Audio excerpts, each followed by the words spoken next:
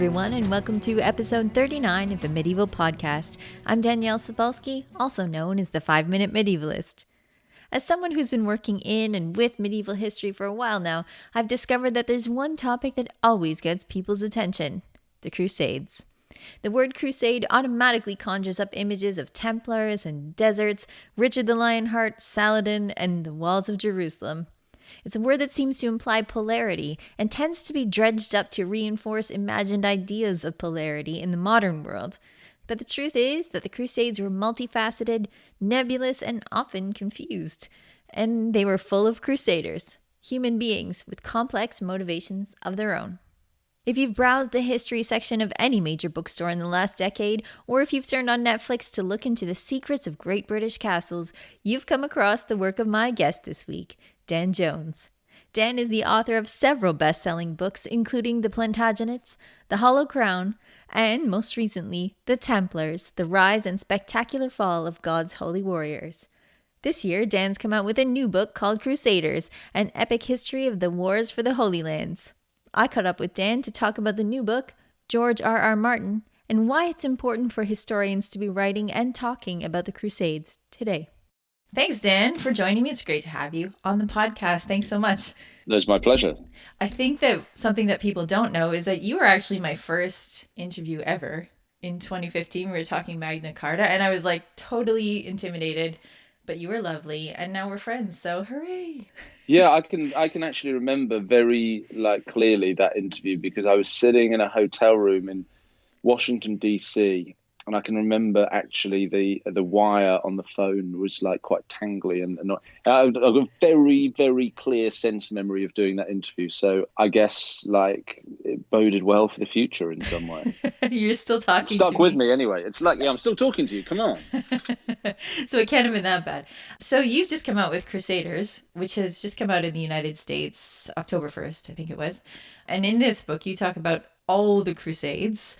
As much crusading as someone could possibly fit into one book. But why did you call it Crusaders instead of Crusades? Because I think that R is really important, that second R in the word, because it speaks to the approach that I wanted to take with Crusaders, which was not to add to this gigantic pile of Crusade surveys, the Chris Tyerman, Jonathan Phillips, Tom Asbridge books of recent years, all going back to the 50s to Stephen Runciman, the great 3-volume history of the Crusades, in between those, Jonathan Riley Smith. I didn't want to write another one of those big surveys because that's been done. And I wanted a sort of a different approach and different challenge in a way. And so Crusaders speaks to the way the book's structured, which is in 3 main parts, each of 9 chapters. And those chapters are what in fiction you would call viewpoint chapters. So each one takes a character or set of characters on occasion, small set of characters, but normally one character, and uses them as a vehicle to see a particular slice of crusading history.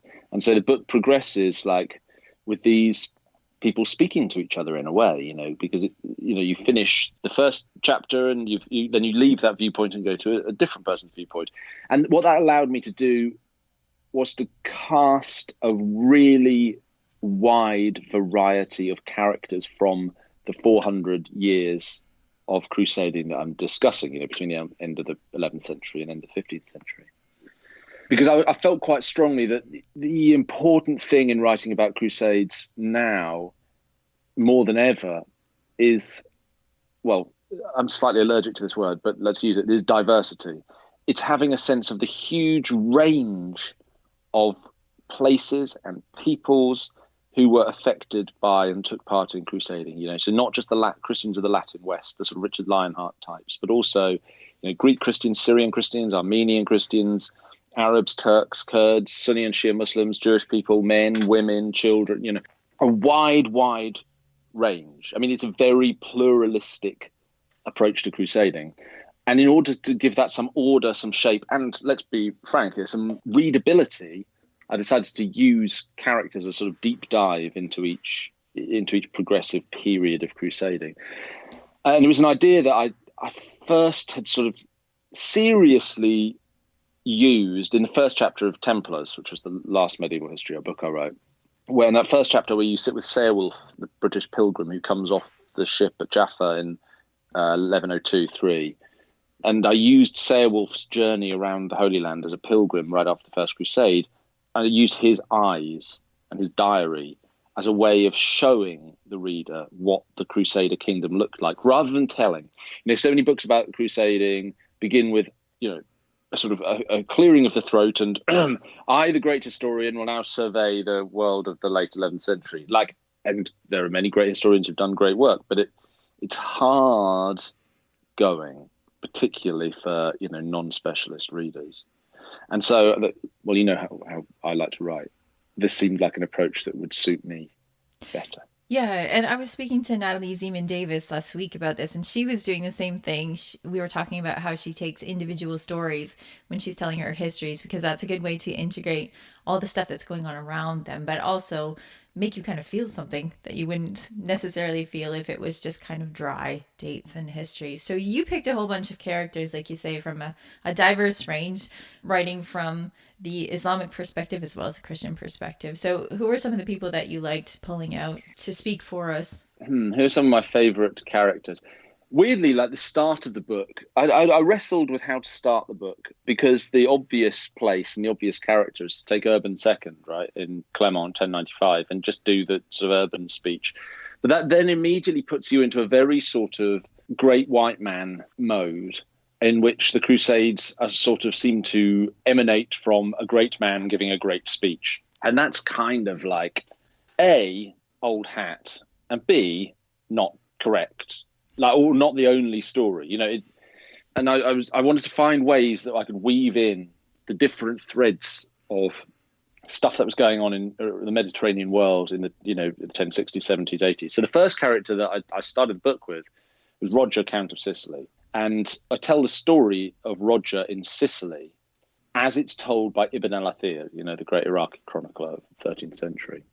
So the first line of the book, which is sort of the punchline of Ibn al-Athir's anecdote about Roger, is Roger, Count of Sicily, lifted his leg and farted. Because Ibn al-Athir sort of implies that the whole of the Crusades begin with Roger dismissing some ambassadors from one of his cousins who want to use Sicily to attack Muslims in North Africa by just sort of farting in their general direction, a la the Frenchman in Monty Python and the Holy Grail.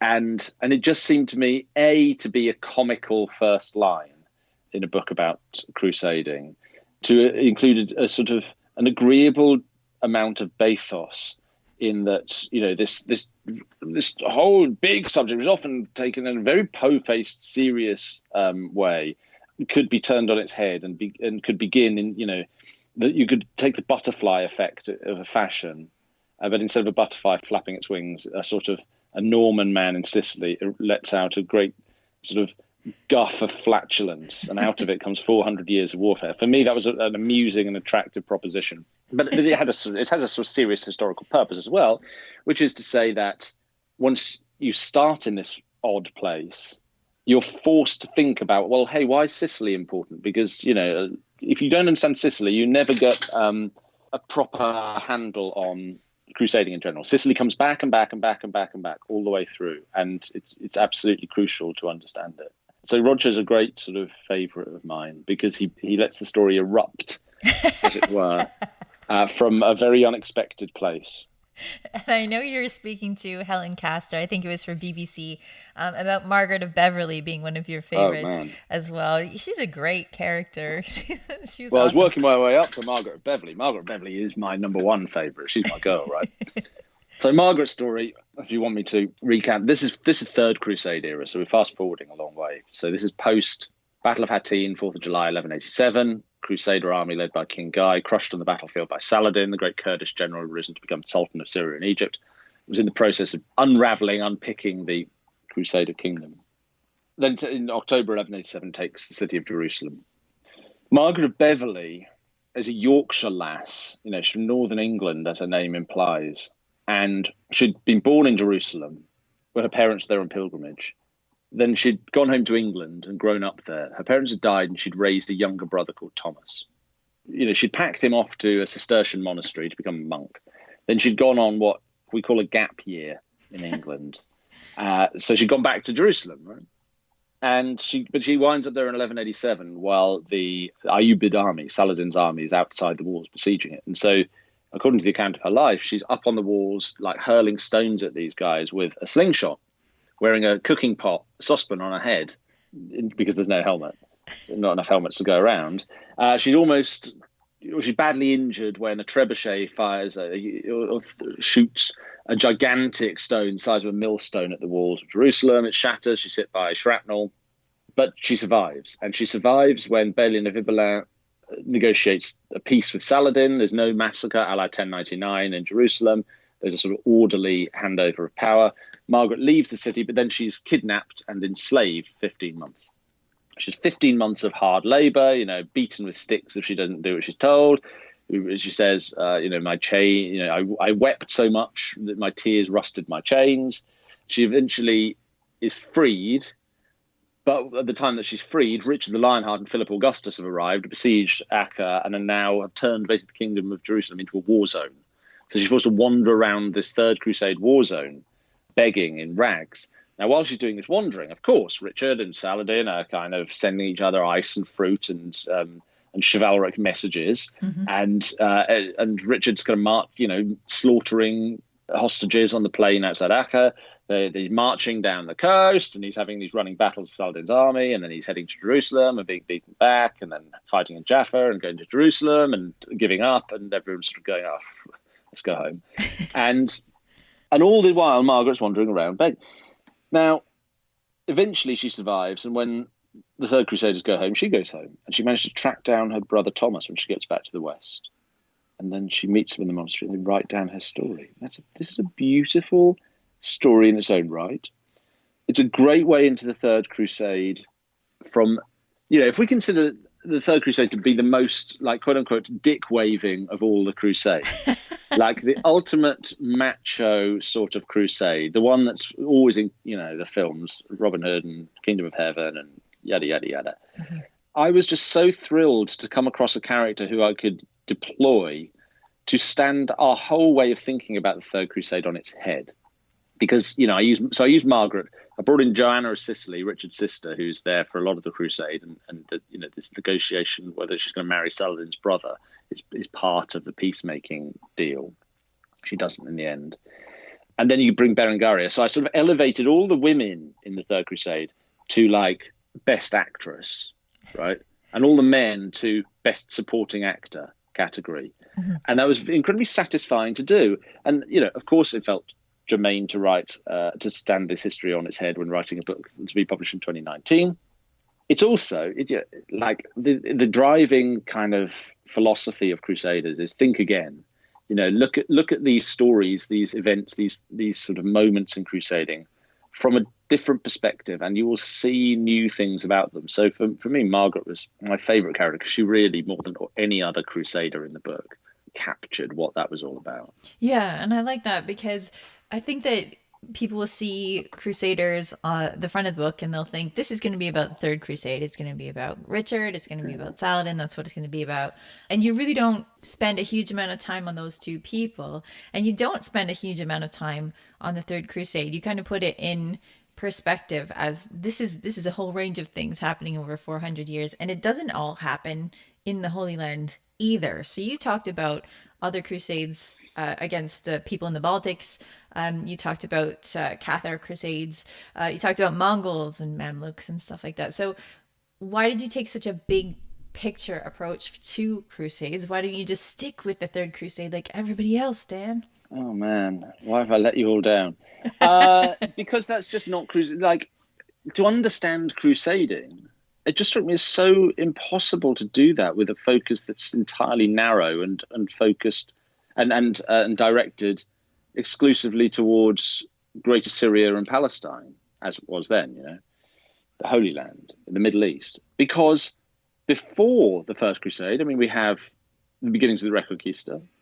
There's incredibly important third theatre of crusading that outlasts the Crusader states in Outremer. That's the Baltic.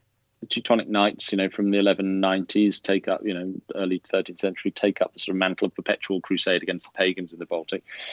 I think that this goes back a little bit to why I call this book Crusaders as well. Defining the Crusades, numbering the Crusades, using the term the Crusades, arguing about what constitutes or does not constitute a crusade is such like a historian's parlor game.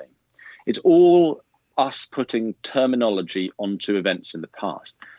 But it struck me like how to define a crusade actually in the Middle Ages was pretty simple. Anywhere you found crusaders, this was a crusade, because there's a word for crusader that's current in the Middle Ages, as you know, Christus Ignati, someone who's been signed by the cross. Now, if you're a crusader, wherever you're fighting, by definition, we're talking about a crusade. So what on earth, or who on earth are we to say that, oh, no, only the guys sort of heading for Jerusalem, they're the only real crusaders? I'm sorry, if you're taking a crusade vow and you're beating up your neighbor with like a stick, and this, I'm parodying slightly, by the time you get to the 14th, 15th century, that's pretty much all crusading has become, particularly post Innocent III, turn of the 12th into 13th centuries, when Innocent really just takes the brakes off crusading, and anything he says is a crusade is a crusade. That's how you end up with the Fourth Crusade, burning and sacking Constantinople. That's how you end up with an Albigensian crusade. That's how you end up with massive expansion of the Baltic Crusades. That's how, although that goes back, of course, to St. Bernard of Clairvaux, that's how you end up with crusading against Holy Roman emperors. I mean, crusading against the Hohenstaufen, for goodness sake. This is the most insane thing, when you think about it, that you've ever heard, apart from crusading itself, killing in the name of Jesus Christ. So in some ways, maybe it's just that crusading is extended to its absurd end point, logically, because it's so absurd in the beginning. Sorry, I've digressed slightly from my point. I've wandered from my point. What I'm saying is, crusading can only be understood in a pluralistic way. It makes no sense to ignore everything except the Holy Land. It literally doesn't make any sense, because you're ignoring a whole bunch of people who were crusaders. Here comes my dog. Hold on one second. Hello, Prince. You're all wet. Oh my God, he is soaking wet. So, oh no, you filthy. Get off. Sorry. I will edit this out. Ask me something else. No, keep it in. Keep it in. It adds a little life. There you go. Hi, Prince. Oh, he's just shaking water all over a new painting I've just acquired. Bad dog. You can edit this bit out. All right. Pick up. Quick. Okay, so we're talking about crusades being everywhere, Baltic, and you actually end with the end of the Reconquista and Columbus, which I think actually is brilliant, because a lot of that kind of motivation that fuels the crusades in Europe, Asia, it comes over on the ships with Columbus, and I thought that was kind of a nice place to end that. You were just talking not too long ago with George R.R. Martin about his stuff, and he was influenced in some way by what was going on in the Middle East, especially with the Mamluks as well, right? So what did you guys talk about when you talked about Mamluks? What did George and I talk about when we talked about Mamluks? I can't remember now. I did great. This is, back in August, George came through London on his way to a fantasy convention in Dublin, and HarperCollins, his publishers here in the UK, asked if I would host this Q&A with him. And then they sent me a box of pretty much all his books. Now, I've read many of his books, but not all. And it was an unreadably vast amount of literature to try and cram before an audience, and we're doing this live thing in front of 1,000, which can be, best part of 1,000 people. I had anxiety dreams every single night before talking to George, because the depth of knowledge that I felt like I was going to have to know my Aegon the Conqueror from my Aegon the Unready. Just, it's already. Anyway, did we talk about the Mamluks? I can't remember if we talked about the Mamluks. I mean, the Mamluks clearly are sort of a major influence on the Unsullied, these ideas, but then so are the Spartans, right? Yeah. More broadly, George's, as he said many times, George's kind of thing is to cherry pick the best bits from his vast historical reading, blend them together, file off the serial numbers, turn it all up to 11, put them in different clothes, and bang, off you go. I think the one thing that you get he's a very deep thinker about history. He consumes popular history voraciously. He's not much time for academic history. He loves the sort of Thomas Costain, books about Plantagenets. I've set him straight on the best one to read about Plantagenets since. Good. But in all seriousness, he's a great reader of popular history. He loves the form. if you've read his latest book, Fire and Blood, the Targaryen history, he's also mastered the writing of the form, which I felt I was infuriated by. I'm like, how can you be this good at everything? Like, he just sort of toss off a masterpiece of popular history, structurally speaking, which is all completely invented and sort of has this depth of world building to it as well. He is just some sort of genius, and he's a great company, very funny, very sharp. He's great. He's just totally great, actually. You're a total fanboy. No, I was, because I've gone all speechless. He's just a great writer. He's like, and I mean, without a capital, I mean this, the capital G. He is a great writer. Mm-hmm. He's the best world builder since Tolkien, and he is, because of the success of the television show, massively in demand all around the world. Can't go anywhere without. But he went to the Tower of London when he was over here. Just wandered, didn't tell them, just went in and basically closed down the Tower of London because he was wandering around there on his own or with a couple of friends.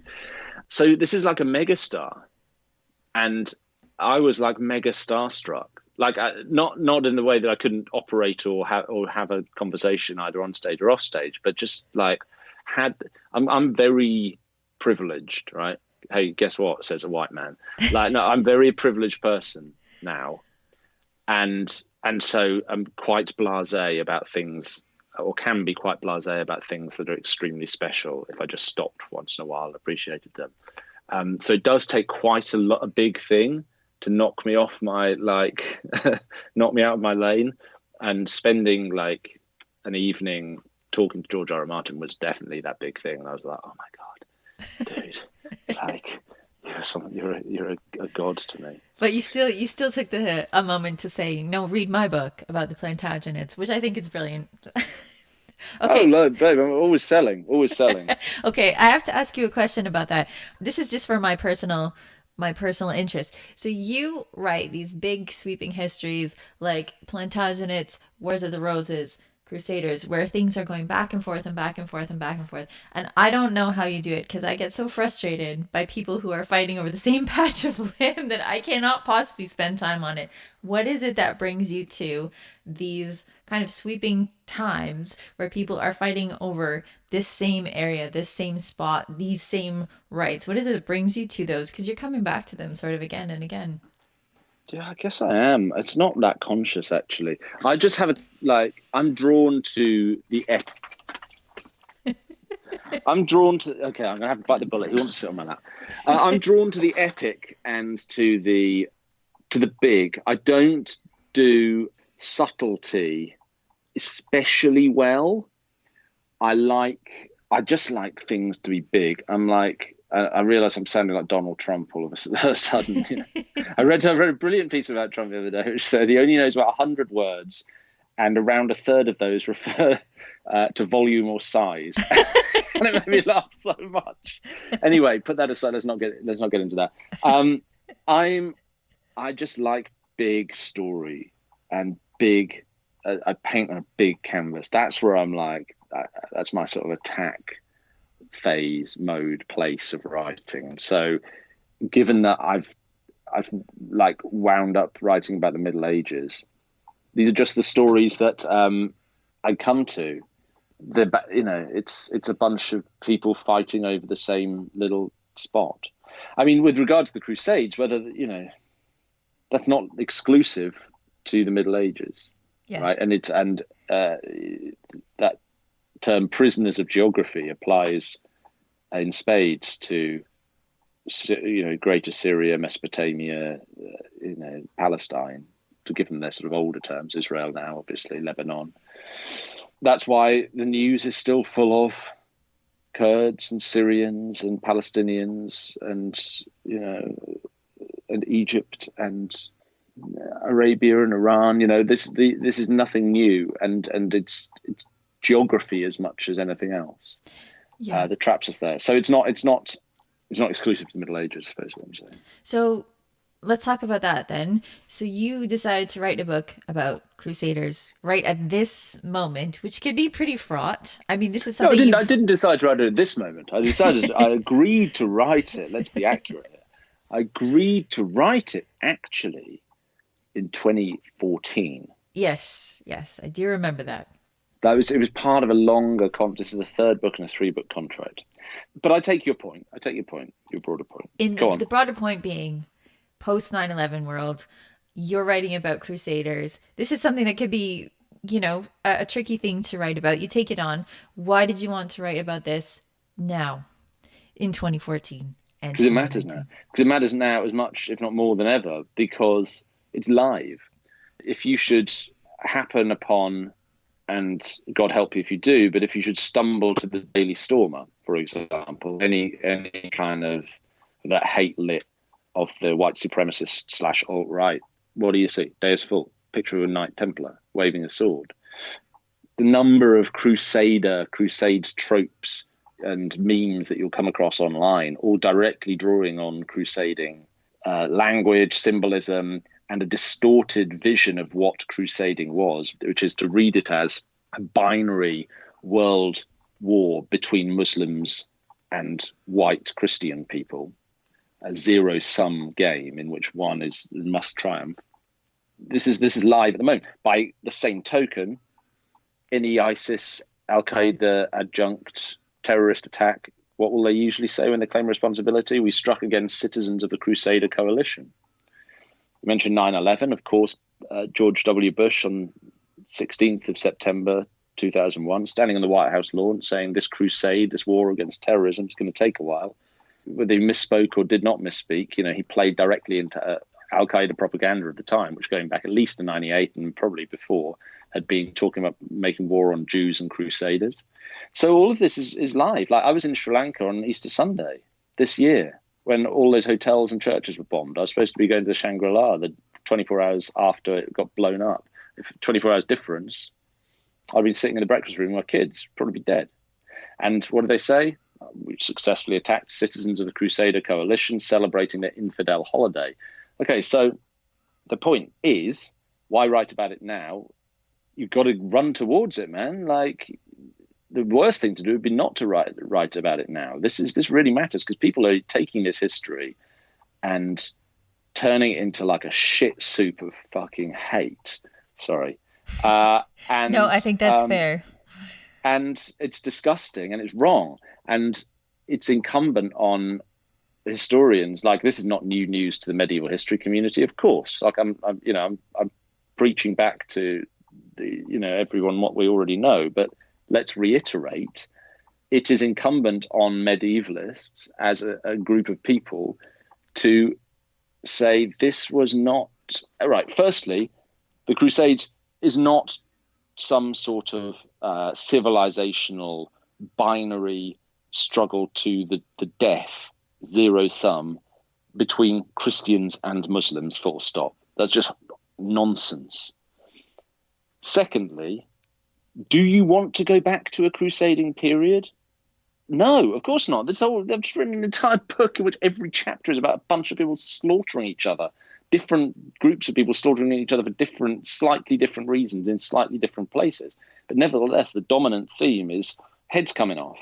Yeah. Are we comfortable with people bandying around the word crusade, not only in a sort of the alt-right and ISIS way, but even, I get this Google alert for the crusades coming to my phone every day, like at 5:30, about tea time it comes through. And every day there's another raft of news headlines in which the word crusade is sort of sloppily used. So there's one the other day that said Joe Biden is on a crack house crusade. I'm like, what is a crack house crusade? Is Biden shutting crack houses down here, or like does he want some crack? Like I don't know. It depends which news network you're probably getting it from as to what the story would or would not say. That's just one example among many. Even the president of the United States went there. I think he said the Dems were on a crusade against him. I mean, shit. But he's been talking about being lynched as well. So let's not take much notice what comes out of his mouth. No. But like, here's the point I'm driving at is we overuse and misuse and over misuse the word crusade right now when actually it's killing people. Yeah, people are dying because people are misusing or misappropriating crusading history, and so we need to be talking about it, yeah, writing about it. yeah. I'm glad that you did, and I think that you have a voice that people will hear, and I like that you took it and made it as complicated as it was, because this ostensibly is a crusade is about religious difference, but that is way too simplistic a look at it, and so you get at how it's complicated by different motivations for people going out there, right? Like if you went out there, then people couldn't sue you and they can charge you interest on your loans. Like there's a lot of reasons to go out there. And so when you were complicating the reasons for people going to become crusaders, did you keep in mind that this was kind of your driving point to make sure that this wasn't being seen in a binary way, so that when people read this book, they would see it as more complicated? No, that's not what was in my mind while I was writing it. I read a funny review on Amazon the other day that just said, I haven't read this book, but it's tried to have some sort of disgusting radical leftist agenda. My God, that's insane. You don't know me at all. No, so I don't have a disgusting radical leftist agenda, number one. And no. So look, I set aside thoughts about modern politics during the writing phase. The writing phase is writing narrative history. The complexity is there because it needs to be complex, because it was complex. That's just good history. It's saying this is what happened, and look, it's not that straightforward. But that's in and of itself, that's just historical good practice, I think. Like the linking it to modern politics in a sort of purposeful way, that comes sort of before and after, but it's not. That's not how the book is written, and it's not a sort of crypto political statement. It's a work of history Yes, first and foremost. Yeah. That I would argue has resonance and even relevance if you want to think about the world today. But you're by no means compelled to think about the world today while you read it. You know, this is a book that it should and does stand on its own as a work of popular history. And if you want to think more deeply about how that pertains to our present day situations, then I'll be glad. But you know, there's no, you don't have to. That's right. Just read it, enjoy it, but it's going to be really Enjoy difficult. It, have fun, right? Have fun. Yeah. Have fun. Yeah. Read it, have fun. That's cool. Okay, that's cool. It's like watching one of those goddamn Marvel movies my kids like so much. You watch some of them and you go, okay, I think there's some sort of like didactic purpose hidden beneath this, but my kids don't give a flying monkeys whatever. Like, they just think like Spider-Man's awesome. Yeah, but I mean that's kind of what I was getting at. Like Spider-Man's awesome. He might also teach you something. Your book is awesome. It might also make people think differently about crusades. The key is might. The key is might. It might. Yes. It might do. It might not. But have a good time. Enjoy it, man. That's like I wrote it for fun. I had fun writing it, and ultimately, God, life is too damn tenuous for a lot of people at the moment to go around with everything being serious, right? I can't even open social media someday because it's just like, I'm just, particularly Twitter, I'm just like, this is like just walking into a bar fight in which everyone is like mad. And we do need to pause and have a little bit of enjoyment as well. And so I do try and write with a certain sort of joie de vivre, so that if you just want to switch off and read a chapter about the Fourth Crusade, then like sick as those Venetians were, it'll still be a rollickingly exciting 25 minutes of your life. I think we're going to leave it there. That's the perfect spot. Yes. Thank you. Thanks, Dan. Yeah. No, pleasure. To find out more about Dan's work, you can follow him on Facebook at Dan Jones Historian or Twitter at DG Jones. Crusaders is available now in the United Kingdom and United States, although Canadians will have to wait until spring. Before we go, here's Peter from medievalist.net to tell us what's on the website. What's up, Peter? Hi, Danielle. Well, I guess we have to start off with some sad news. There was a medieval castle in Okinawa called Shuri Castle, which unfortunately had a major fire last week and pretty much burned to the ground. So this was a castle that's originally 600 years old and has been destroyed and rebuilt many times over the centuries. But again, it's a very sad loss. So we have some news on that. We also have a new series that starts from Stephen Mulberger, and it's called Tales from the 100 Years' War. So he's going to be talking about some of the smaller, lesser-known episodes that happened during that conflict. And his first one is called The Duel at La Roche-Saint-Douar. So you can read about that. And if you really want to know more about the 100 Years' War, well, there was The King on Netflix. And you have your own review of that mighty film about Henry V and Agincourt, and that's online. And quick review from you. Should we watch it? Yes. You should watch it with all the normal caveats for watching a medieval film, which is don't expect it to be super accurate, but just sit back and let yourself be entertained. Woohoo! All right. Sounds like fun. Okay. Thanks, Peter. Thank you. If you're new to the podcast, why not check out our Patreon page where we have some great deals, including subscriptions to Medieval Warfare magazine, a book club in partnership with Boydell and Brewer, and even a $3 level where you can access the desktop version of medievalist.net ad-free.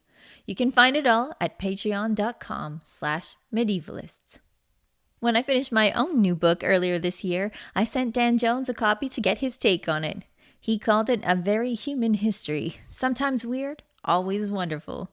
I still need to get that last bit printed on a t-shirt, but in the meantime, if you want to see what Dan was on about, my book, Life in Medieval Europe, Fact and Fiction, is available now in the United Kingdom, coming to Canada in December and the United States in January. You can find it on Amazon or at Pen and Sword. Massive thanks to everyone who's bought a copy already. I really hope you love it. To keep up with all the news in the medieval world, you can follow medievalist.net on Facebook or Twitter at Medievalists. And you can find me on social media at 5MIN Medievalist or 5 Minute Medievalist. Our music is Beyond the Warriors by Guy Frog. Thank you, as always, for lending me your ears this week. Have yourself an awesome day.